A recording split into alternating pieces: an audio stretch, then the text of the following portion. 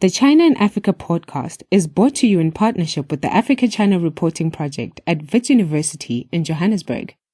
The ACRP promotes balanced, considered reporting on Africa-China relations through innovative training programs held throughout the year. More information at africachinareporting.co.za. Hello and welcome to another edition of the China in Africa podcast, a proud member of the Sinica Network from SupChina. I'm Eric Olander, and as always, I'm joined by Cobus van Staden, the senior China-Africa researcher at the South African Institute of International Affairs in Johannesburg, South Africa. A very good morning to you, Cobus. Good morning. Cobus, we're going to pick up the issue on the overseas distant Chinese fishing fleet. This is a story we covered back in the late spring, early summer, where we talked with Mark Gottfried he's from Seafood Source, about the presence of the Chinese fleet off the coast of West Africa. Satellite data indicates just this month that a large Chinese fishing fleet remains in international waters near Ecuador's Galapagos archipelago at the beginning of this month. And there was a huge controversy over this in August and the late summer when the fleet kind of showed up on the doorstep of Ecuador. And China, though, said it would temporarily ban fishing near the Galapagos Islands, but yet that fleet still remains. And it brought up the issue, that coverage, which got a lot of attention around the world, of what the fleet is doing in Africa and other parts of the world. And there's been a lot of events. Let me bring you up to date very quickly on what's been going on, particularly in West Africa. In Ghana, China's industrial fishing fleet really is now starting to emerge as a contentious domestic political issue in the upcoming presidential campaign. At a campaign event recently in Western Ghana's coastal region, opposition vice president candidate Naana Jane Opoku-Agyemang and former fisheries minister Hani Sheri said that the National Democratic Congress, which is the opposition party seeking to displace the current administration, would crack down on illegal Chinese fishing in Ghanaian waters, and specifically they're focusing on psycho-fishing. This is something that we've talked about quite a bit on the show, which is those transshipments at sea, which are highly illegal and very, very impactful on the subsistence coastal fishing communities. Separately, the Lu Rongyuanyu 956, which is a Chinese vessel operated by the Rongcheng Ocean Fisheries Company, has reportedly been relicensed in Ghana. Now, this is incredible, Cobus. They were due to pay, I think, a fine of $1 million for using nets that the meshing was too small on. And what that did is it allowed them to pick up fish that they were not authorized to do. They never paid the fine, and yet the government still granted them another license. Okay, down in Liberia, there was a very interesting showdown this summer. 6 Chinese super trawlers. Now, these were huge vessels capable of taking 12,000 metric tons of fish every year. Put together, think about this, all 6 of those would catch more than the sustainable yearly catch of species targeted by the artisanal fishing communities, those canoe fishermen in Liberia. So just those 6 vessels alone would have had a devastating impact on the local fishing industry. Now, they docked in Monrovia and over the summer applied for permitting. And the Environmental Justice Foundation, which is an NGO based in London, they published a report called Liberian Fishing Communities Threatened by Chinese Super Trawlers. And this is very interesting because boy, oh boy, did that piss off Emma Metier-Glasgow, who's the Director General of the Liberian National Fisheries and Aquaculture Authority. Her agency issued a press release calling the EJF report, and I'm quoting here, Cobus, fabricated, misleading, baseless, biased, and a complete fallacy. The agency went on to say that the report, and again, here's another quote from their press release, was an instrument of political insecurity designed to incite the fisher folks against the Fisheries Administration in particular, and the Liberian populace in general, as well as the state. Wow. And so Liberia then went on to not grant permits to those 6 super trawlers. So after all of that hullabaloo with the EJF, it actually turned out, Cobus, that they just didn't want Western NGOs and European NGOs telling them what to do because really they knew what they were going to do all along. Now, they left the door open for those 6 trawlers to reapply because they said they denied them on technical grounds.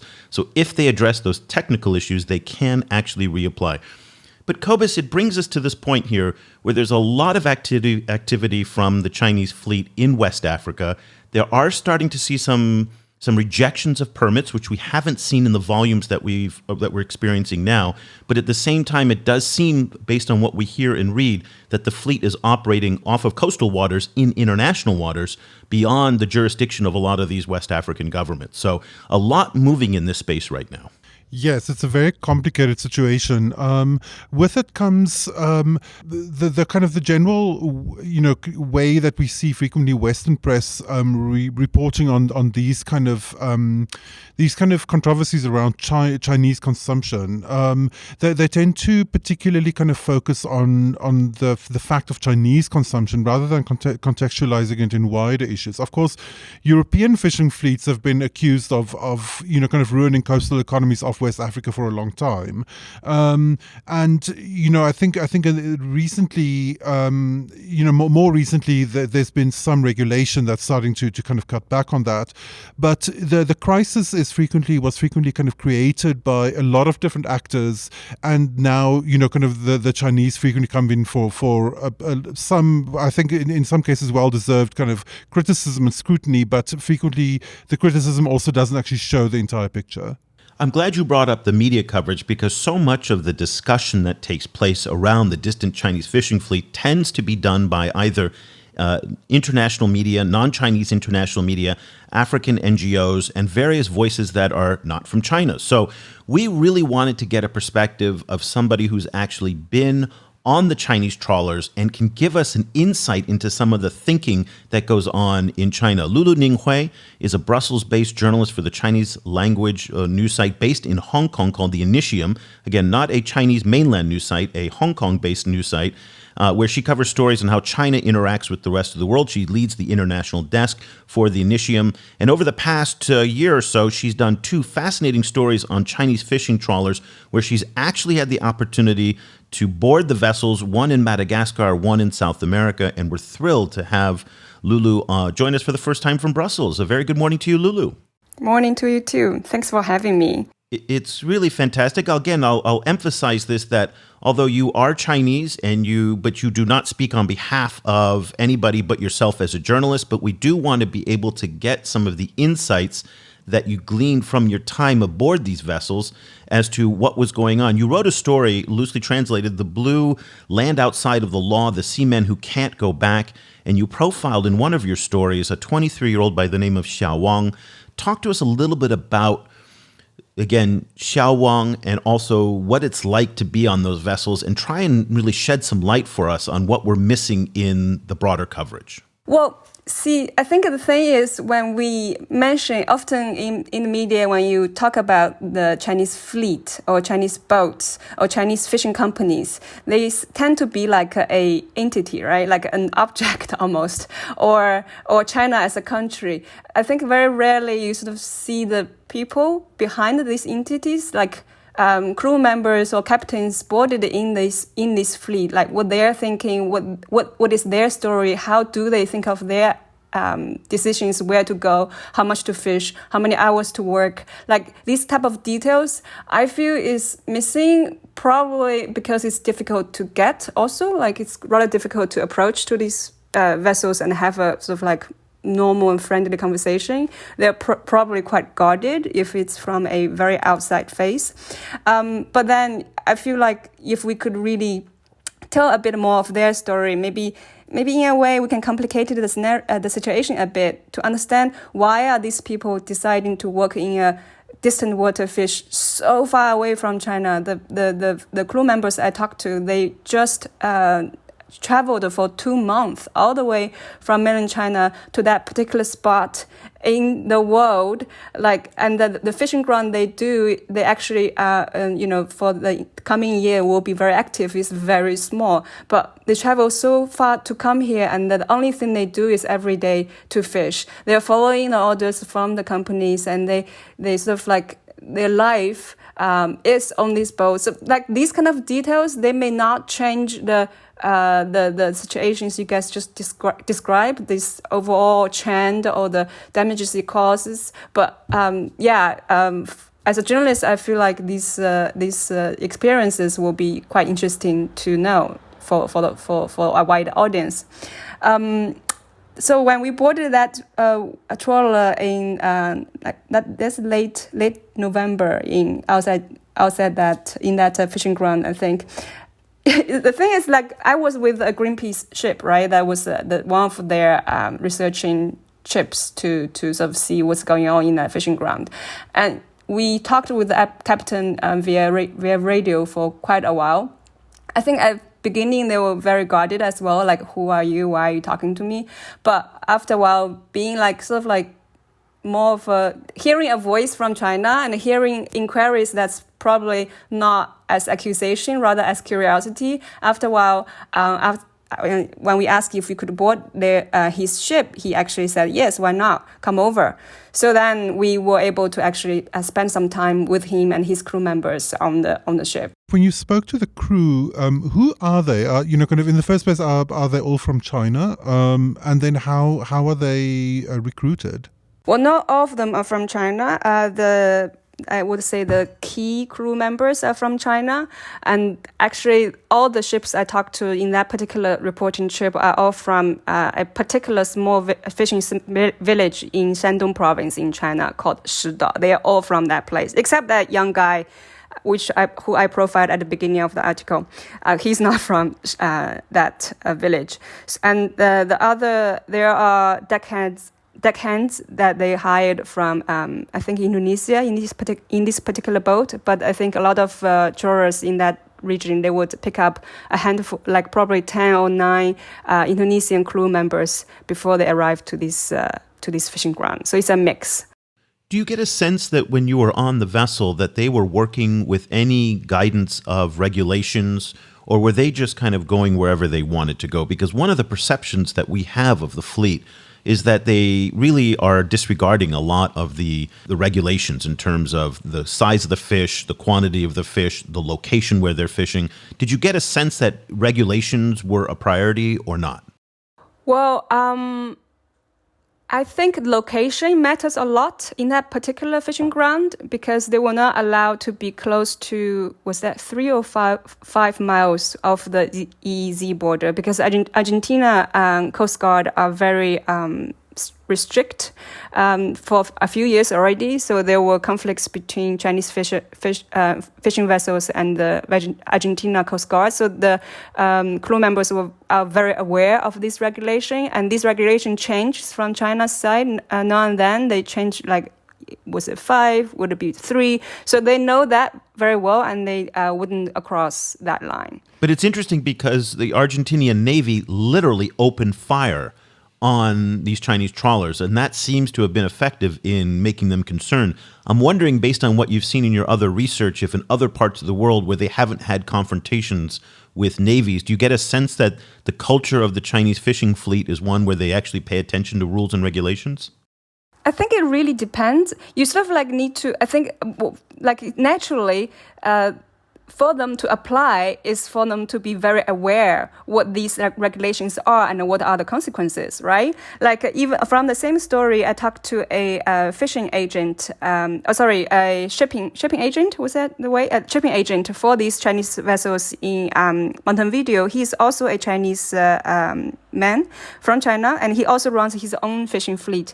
And his fishing fleet doesn't target squid, and then, was it tuna?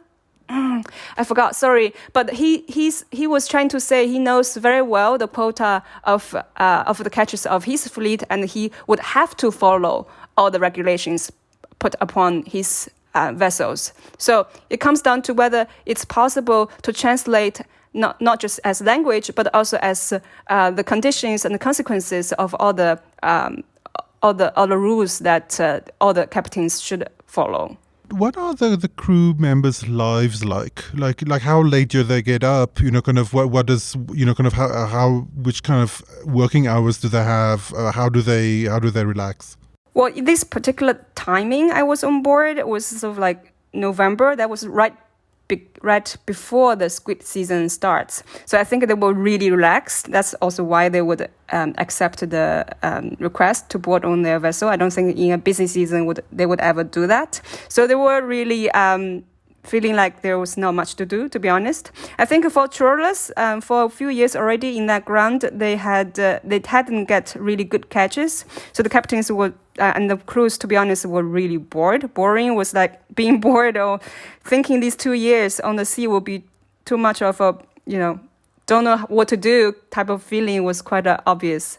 And there were TV series brought on board. So I didn't think they were doing much at that particular time I was on board. They didn't even try to fish at that point. They just arrived from China. I guess I'm surprised that they would even allow you to board, simply because A, you were coming from a Greenpeace ship, and I would imagine that the fleet's relationship with Greenpeace is probably not that great, unless maybe they didn't know who Greenpeace was. And secondly, that you're a reporter. And it just doesn't seem like they have anything to gain from having a reporter on board their ship. Why do you think they let you board?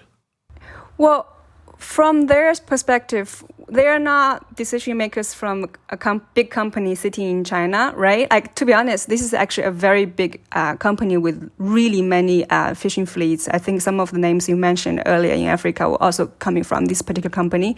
But they didn't have the chance or the need to sort of make that decision with their company. I think that was one of the reasons they were like, it's not a big deal. And then we were not requesting for somewhat difficult questions. This was quite honest researching purpose, like asking how their lives is, asking where they're from. It's a conversation that I think the purpose of the conversation really is to show a bit of what's the fishing situation for them, who they are, instead of trying to use this opportunity to expose something that they would be feeling very guarded from. I think that was one of the reasons they agreed us to be on board. Picking up from that, I assume you didn't have a chance to ask them about very controversial stuff. But did you get a sense of how do they see the kind of controversy around Chinese fishing ships around the world? Do they feel that they are being kind of unfairly portrayed, or is there some kind of awareness that some of their work might be problematic? Well, this I think they are aware. For instance, what they are aware of is the changes of catches. But I don't think from this particular, again, this is just a few people I talked to, and their knowledge and their understanding of fishing sector may not be very representative. For instance, the captain feels like the reason for less catch may be because the water temperature has changed because he saw the iceberg. He felt like this is what he experienced in the past few years. Remember, this captain, for instance, says he spent all his 30, 40 years of working in a boat completely cut off from the rest of the world. They have no actual communication. They wouldn't read about the controversies about their fleet. They have no idea what they're being portrayed really per se. And when they're back to China, they're with their family, not necessarily going to be, at least some of them wouldn't be reading these type of questions about their activities. It's very similar, to the workers in Africa, for example, or in other parts of the world who go to Ethiopia, but they're working at a work camp. They're working 6-7 days a week. They don't necessarily interact with the broader community, and then they go home, and they're very, very confined. So they don't necessarily see the bigger picture. In terms of the perception that you had about the fleet going into reporting this story, and then when you came out after you kind of wrote the story, put it out onto the Initium's website, got some feedback, what was different? What was a perception that changed in your mind about the fleet when you published the story? I think one thing I really want is a sort of new, again, like you said earlier, I've been doing the what I call China outside China stories. So on different fields, there are different things. But in this particular case on fishing vessels, what reminded me the most was that they to understand who they are, where they're from, and what is their goal to be on a vessel so far away from China, the economic, political, and social background of these individuals. So they are born in a fishing village. The only means of income in that village is fishing. And then with less and less fishing opportunities near China and more competitions near China, they see a chance to be on a distant water fishing boat, right? Like to sort of understand, like as a labor force, as a market decision, where they are from, sort of like not separate them from the context in domestic China. So that's a takeaway I want to sort of like also like really make a note for myself. Does that make sense? Yeah, no, definitely. I think it's a very kind of fresh way of looking at it, I think. And picking up from that, roughly how well are they paid? Well, they are paid much better than the Indonesian and other laborers I saw on the boat. I think they are paid the lowest, like the young guy who is like has no experience. I think he could get like 100,000 kwai. 80,000 kwai, whereas per year, whereas the Indonesian crew, I think they got like they say the Chinese crew say that they would be paid like $500 a month. So that's also sort of how they distribute the cost, hiring some Chinese crew members that are more expensive, and clearly there are less and less Chinese who want to work on these vessels there. So the labor market of crew members supplied from Indonesia, it's a real another issue and quite a important issue to look into. So you said 100,000 kwai, right? 100,000 kwai, yeah, I think so. Yeah, so that's about 15,000 US dollars, depending on the exchange rate. So yeah. $12,000 to $15,000. Let's step back a little bit from your experience on the vessels and then kind of change hats here now. As somebody who covers China outside of China, what's your sense of the Chinese awareness of how controversial this topic is? Because this is one of those issues that is really emotional for a lot of people, because it really feels like China and the fleet being subsidized with fuel and supported by the government indirectly and through implicit types of support, not necessarily overtly supported, is really taking advantage of weak governance in countries that don't have navies like Argentina that will then fire a shot across the bow, and also taking advantage of weak governance to get permits and to overfish. And it really is an emotive issue. What's your sense of the awareness in China among stakeholders as to whether or not this is a controversial issue? I think a lot of them are very aware. That's also why it is so difficult, right, as a media and journalist to actually have a conversation with many of them, because that sort of like this impression, this picture of what China is doing in different fields is so strong that a lot of them feels they are not going to be able to actually participate in a conversation. Some of them who would talk to me, for instance, would say that this is a scheme by the Western countries to block the chance for China to benefit from globalization. Only here before, some of them would say. I remember one of the guys I talked to said that this place belonged to the West before we have to squeeze in. That's what he said. Not as a big investor of any kind. I think he was just a grocery store owner in Congo. You know what I mean? That kind of sentiment is strong. While people develop a picture that is against China as a superpower, changing the world and destroying places, these feelings felt by this particular group of Chinese as well. So they felt you know what I mean? It's not a one-side emotion. It's going to have reactions from the Chinese community as well. How concerned do you think the general, your general readership is about issues like overfishing? Like, is there worries that the world is simply going to run out of fish?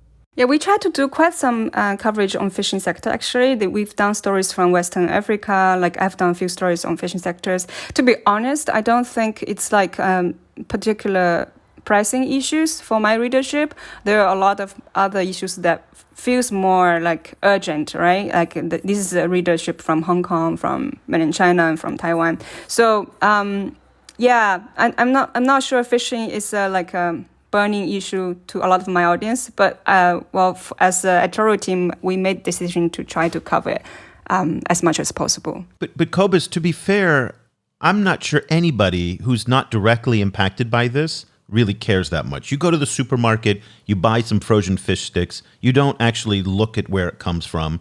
In fact, I think my understanding, and I'd be interested, Lulu, if you know anything about this, that the Chinese have also commented back saying not all the fish that they're pulling up from the distant fleet is for the Chinese domestic market. Quite a bit of it is actually processed in China and then sold around the world as either fish paste, fish for dog food, for fish sticks, various kinds of processed food that's then sold in the United States and elsewhere. So there's a couple people have told me over the years that there's a little bit of hypocrisy, that the criticism is coming from the US and Europe, for example, about the Chinese fishing fleet when it's their consumers who are benefiting from the low-cost processed fish products that come from the distant fishing fleet. Ironically. I don't know if you know anything about that, but that is one of the points that Chinese stakeholders have brought up to me over the years.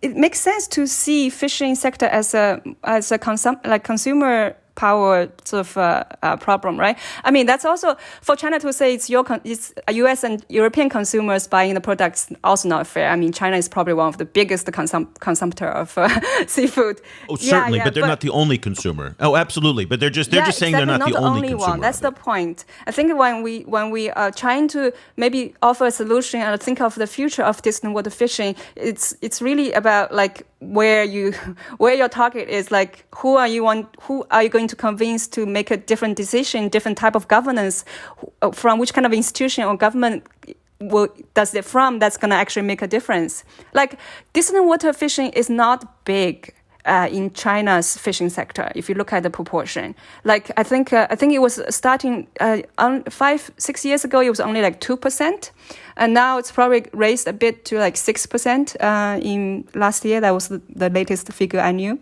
But that's only because that's the problem with China, though, because everything in China is enormous. And so relative to China's whole, it's very small, but relative to the world, the estimates on the size of the fleet are up to 15,000, 16,000 vessels.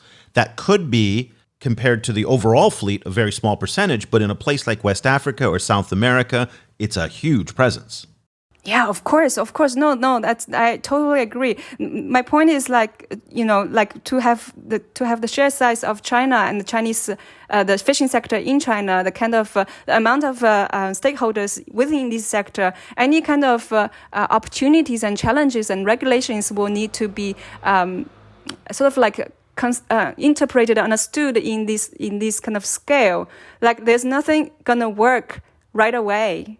You know what I mean? Like, for instance, even with distant water fishing, more recently, I think the Chinese government has tried to do a few things to limit the size or to regulate the practices, even to try to control the crew members working on the vessels from foreign countries, even develop a blacklist. But these are very small steps facing to a very big problems. So it's the size and the complicated stakeholders in it that makes this issue so difficult to address. There's no easy way. Do you get a feeling in speaking with people from the industry and then also people you were actually met on the ship that there's some kind of planning for the future, for future changes? Because I think, not only through overfishing, but also I think mostly through climate change, we're looking at at the collapse of fish stocks, a quite realistic kind of view of collapse of fish stocks over the next decade or two. I mean, like obviously projections differ, but do they seem to be planning for that? Like, kind of like how their entire economy is going to shift? I think people working on the vessels, they probably don't have that kind of vision, really. Their goal is their problems is that they can't make enough money if they would find a job in mainland China. They will not be able to save enough money because if you're on the sea, your salary remain unspent, right? There's no cost on the sea. So they decide a quite harsh life in order to make enough money because that's what's requested for them from their family, from their kids, from their wives. That's so important it's not about the survival in a large economy in 20, 30 years. It's about their individual survival of the coming 2, 3, 5 years. So then distant water fishing, illegal, legal, problematic, okay, profitable, not profitable, is sort of like,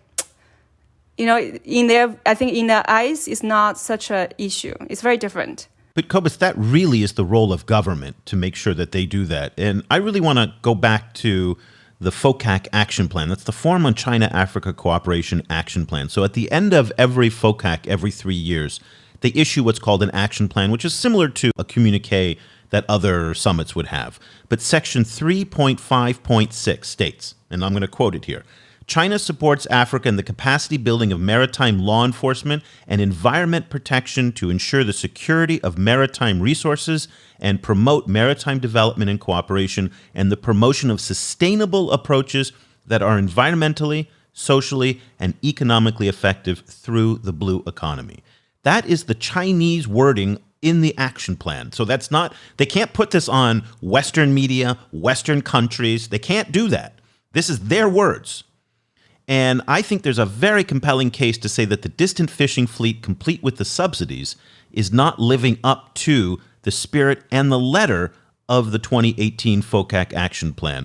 I'd like to get your reaction to that, Cobus, and then Lulu, hear what you have to say if you have any thoughts on that. Yeah, no, I mean, I completely agree. But I think it's one of many examples of African, kind of documents and policy plans and so on that are very lofty and very idealistic.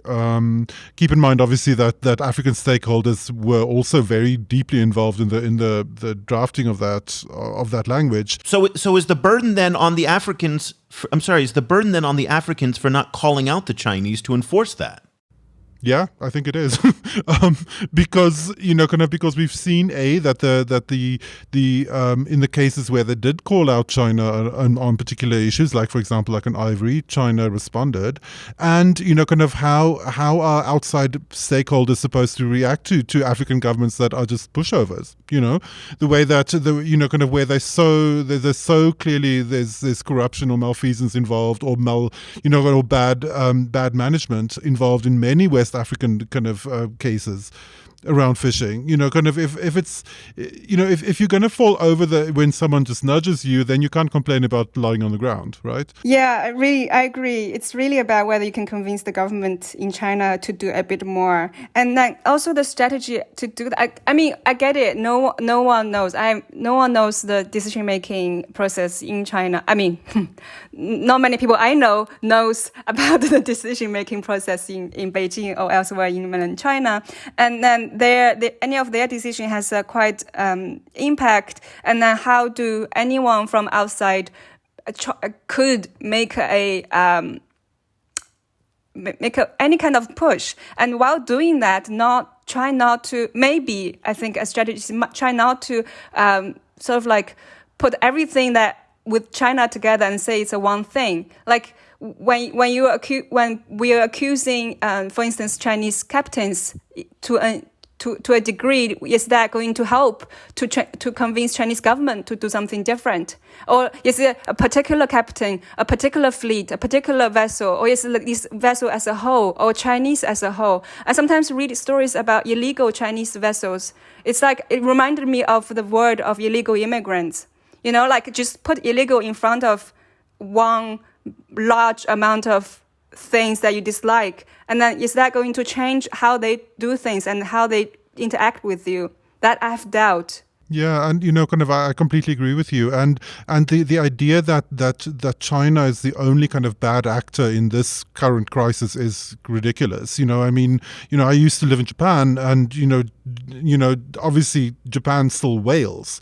There's every year there's the Japanese whaling vessels go out, Sea Shepherd follows them, they get in fights, there's negative anti-Sea Shepherd reports on Japanese TV. It never stops. And it's true for Europe, it's true for many other actors as well. To single out China in this is ridiculous. Well, it is because, in part, I think the scale is much larger for the Chinese distant fishing fleet than it is for any other country. That's at least what we heard from... Again, it's a scale issue. It's a scale issue. Even when it's a scale issue, I think it's also quite interesting probably to look into that scale a little bit, because it's very different when a fishing vessel, for instance, in fishing sector, if they're coming from particular province, was it a state capital behind them? Was it a private capital behind them? Who does what? Like China is big, but it's not one thing. There's no. I doubt often that there's any sort of master plan, from China's side to like take over the sea or lock all the woods out there. You know what I mean? Like it's difficult.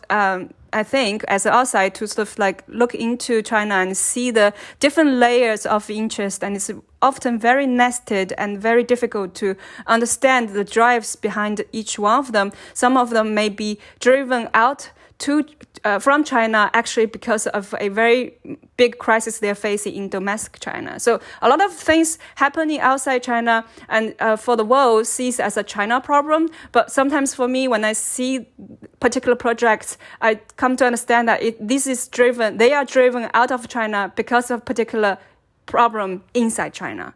So we see that over and over again in the characterization of the Chinese in Africa, that it is one singular entity, that there's an overinflation of Chinese power, that people assume it's far more organized and centralized than it actually is. And one of the things that you hear from scholars and other analysts who study this for a living is how chaotic the system really is. That the one hand doesn't know what the other hand is doing, whether that's state-owned enterprises competing with local enterprises in a country like Ghana or Nigeria or the DRC. Everybody assumes because they're Chinese, then they are all kind of organized by one. And there's a meeting room in Beijing which kind of sends a memo down for everybody to follow. And as you pointed out in fishing, it is not like that. And it's the same in so many other aspects of the China-Africa relationship and China's engagement elsewhere around the world. So I'm very glad you pointed that out. Let's close our discussion with what is the big takeaway that you got from this reporting assignment that you did that brought you onto these vessels that you think is the most important thing for people to know about, good or bad, in terms of understanding the Chinese fishing issue from the point of view of what your experience was like on those trawlers? From the point of view of these particular vessels I boarded, to be very honest, I probably said this earlier also, to see their faces, to hear their life stories, and to know what is their individual drives and concerns and difficulties, and how that has such a distance from how we understand Chinese distant water fleet as a whole. Like, and the question for me is like, of course, you have these major problems posed because of this large fleet, and you have on this fleet countless individuals who have their own struggles and their own dreams and their own boredom, and like how do we? Is it possible to connect them? Is it possible to make people see both of them? And in between these two scenarios, are there many more? Are there the stories and problems behind the Indonesian laborers I saw on the boat who did not dare to join the conversation, and I could only look at them from a little bit of a distance? How did they get to this boat? Do they get to go back home? Like, what are the middlemen who handled these labors, and who are the transshipment? Who owns the transshipment? Like the infrastructure of distant water fishing? Is it one country, one company? When we try to regulate it, should we look sort of like see a much broader landscape and sort of pinpoint when we are pointing our fingers to individual stakeholders and those who are responsible for a particular problem? I think that's my takeaway. But I do know that given like what we also talked, like no one really cares what's going on in this blue part of our planet, really. How like what I'm asking maybe is way too much. Is it way too much? So that's my questions that bothers me since I got out from that ship. It's a good question. Lulu Ning Hui is a Brussels-based journalist and the lead international desk editor for the Chinese language website based out of Hong Kong, the Initium. She's done some excellent reporting on the Blue Fleet and the Distant Fleet in South America, and she also did a story about a deal in Madagascar as well. We'll put links to both of those on our site as well. They're in Chinese, but if you use Google Translate, you can read them and get a good sense of what they are. So, Lulu, thank you so much for taking the time to join us, and we really appreciate you sharing some of your experiences and your insights on this. Thank you. Thank you for having me. Cobus, it is so refreshing to hear somebody say that nobody cares. You don't hear that very often, because when we talk to scholars or we talk to NGO activists, naturally they care about it because they're involved in it and they've dedicated their time and in many cases, their careers to following this particular issue, and they're trying to get people to care. When she pointed out, rightfully so, I think, that this is such a diffuse issue. There's so many people involved. There's so many actors. There's so many players. There's no center for it. There's no way to criticize and to charge anybody for doing one thing. It's a little bit like going after global warming. It's hard to kind of pinpoint what we do because it's so diffuse. And I think this is the big problem, because who can bring control to this? Now, people will say, well, the Chinese government certainly can. Sure, the Chinese government has an enormous amount of power, but are they willing to do that? And I think to Lulu's point, it's not a big enough priority in China to crack down on the fishing fleets. And we got that indication also from Mark Godfrey, who we spoke to in our previous podcast on this issue, that really the distant fishing fleet is a subset of the domestic fishing industry, which is enormous. So to Ghana or Liberia or Mozambique, the distant fishing fleet from China is a massive presence and a massive issue. But to the Chinese, it's insignificant. It becomes also, again, the responsibility of African governments to protect their own, not only their own resources, but their own people.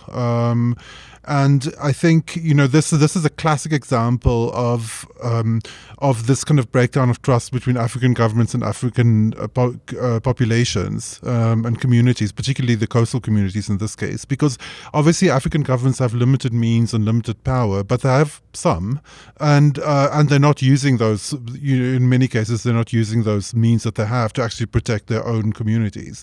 And this kind of assumption that you'll be sold out by some official in the capital is true. In many African cases, it's proven.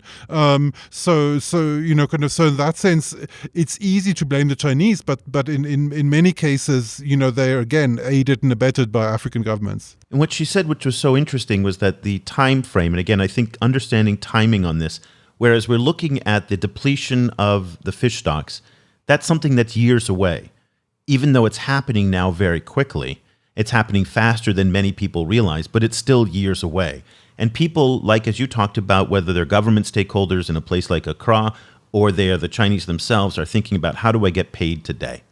How does a fisherman send home money to his family because he doesn't have a lot of money? How does the politician get paid today? I'll worry about tomorrow. That is the nature of corruption, unfortunately. But that is one of the consequences, I think, of this difference in timing, whereas we look at, well, we only have 50 years left or 40 years left or 20 years left. Who knows? But it's not tomorrow. And that makes this problem even more difficult to deal with. As we pointed out, what we know how this story ends. That's for sure. Overfishing is going to lead to poverty, which is going to lead to instability, which is going to lead to migration. The same way that climate change is going to have that same effect as well, and our inability as a people to do anything about it is going to lead to the same outcome and the same consequences. I think if there's one thing we can really, kind of say 2020 gave us is an awareness of how artificial these kind of time spans are. Because, widespread global warming's effects will arrive in 50 years, but California is burning down now. And I think it's going to be the same for fishing.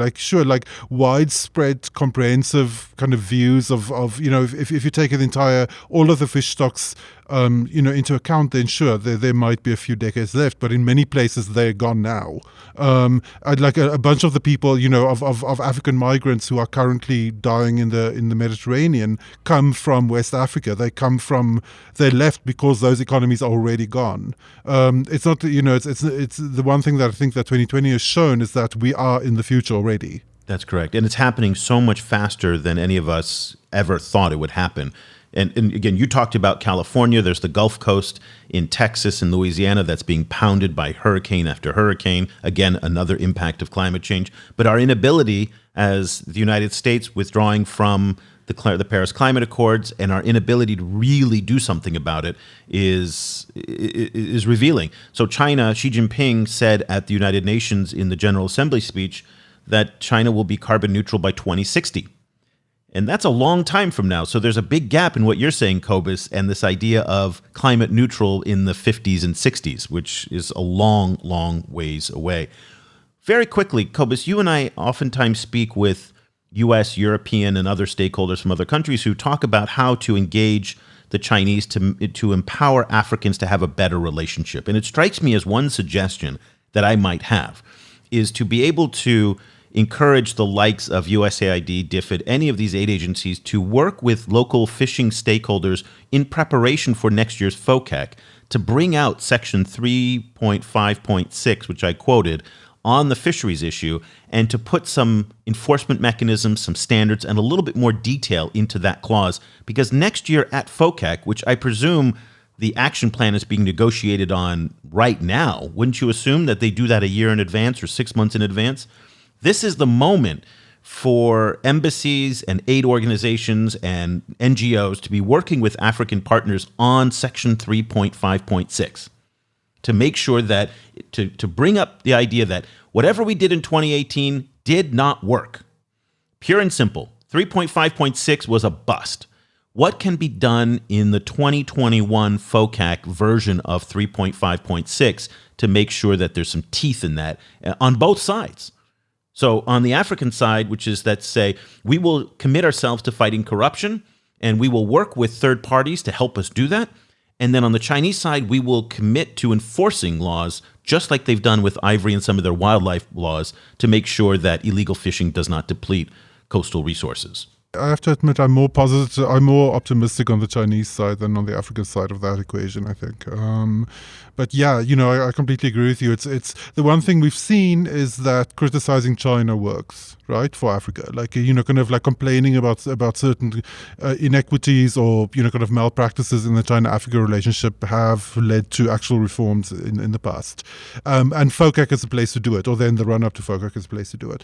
And yeah, I agree with you that would be very good. I think what would also then have to happen is a way of holding African governments kind of feet to the fire on this issue, and that I'm not 100% sure like how that would work. It's depressing.